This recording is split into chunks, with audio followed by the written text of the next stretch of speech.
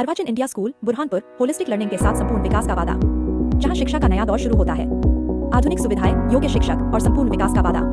अभी प्रवेश लीजिए, भविष्य को संवारिए।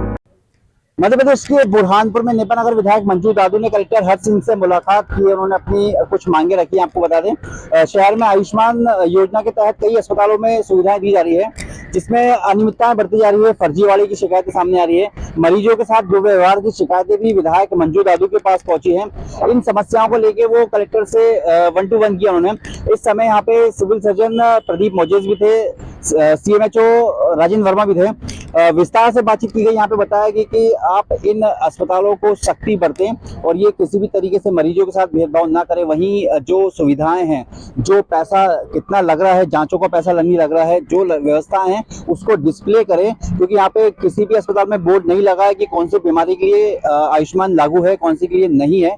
बहरहाल ये एक प्रमुख मांग थी। इसी के साथ खटनार सामुदायिक स्वास्थ्य केंद्र में जिस तरीके से महिला के शव के साथ छेड़छाड़ की गई थी, उसको लेकर भी महिला सुरक्षा पर सवाल खड़ा हो गया है। इसी मुद्दे को लेकर उन्होंने बात की है। उन्होंने ये भी जताया है कि बुरहानपुर के सभी सरकारी अस्पतालों में सुरक्षा व्यवस्था मजबूत की जाए, ताकि महिलाओं के साथ किसी भी प्रकार की अभद्र हरकत न हो सके। बहरहाल इस पूरे मामले को लेकर क्या कहा विधायक मंजू दादू ने, वो आपको सुनिए। हमारे साथ हमारी खबर को देखने के लाइक करें, शेयर करें, सब्सक्राइब करें, ताकि आपको लेटेस्ट खबर मिले। यदि खबर आप फेसबुक, इंस्टाग्राम, ट्विटर पर देखें, उसको फॉलो करें। सुभाष गुर्जर के साथ संजय दुबे, बुरहानपुर।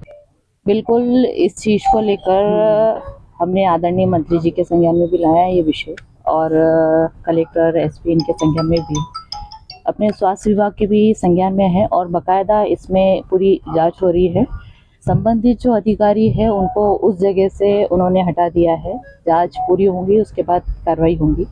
और वाकई में ये दुख का विषय है कि इस तरीके से कृत्य हमारे यहाँ हुआ है, और मैं चाहूँगी कि शासन सख्त से सख्त कार्रवाई। और किस मामलों को लेके कुछ स्वास्थ्य से रिलेटेड ही मामले थे, जो हमारे कुछ प्राइवेट हॉस्पिटल है जिसमें आयुष्मान संचालित है।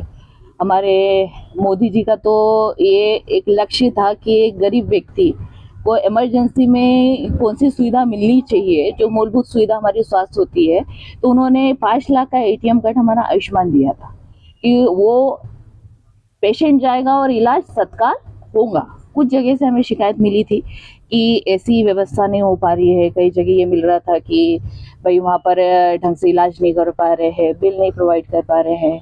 कई जगह से ये हमें जानकारी मिली थी कि हम लोग वहाँ एडमिट हो जाते, अप्रूवल आने में लेट होता है। कुछ चीज़ें जानकारी ये मिली थी कि हमको आयुष्मान की पूरी डिटेल में जानकारी नहीं है कि उसमें कैसा होता है कि 0 से इलाज होता है कि नहीं होता है कि कैसा, ये सारी चीज़ें के विषय में।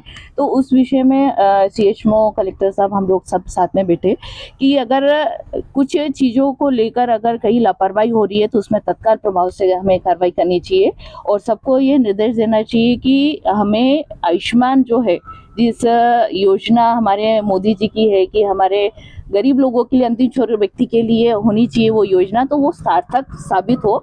इसके लिए आज हम कलेक्टर साहब के पास ऐसी कोई सूची दी नहीं है, सिर्फ ये कहा है कि जितने प्राइवेट हॉस्पिटल है जहाँ आयुष्मान संचालित है उस पर पूरी जांच की जाए, कैसे, किस नियम से चला रहे हैं, किस तरीके से चला रहे हैं, कौन सी लापरवाही हो रही है। क्योंकि क्या है, हम आदिवासी क्षेत्र से, हम आदिवासी है, और आदिवासी ब्लॉक से ही बेचारे गरीब जो है वो यहाँ आते बुरहानपुर में और इलाज करवाते हैं।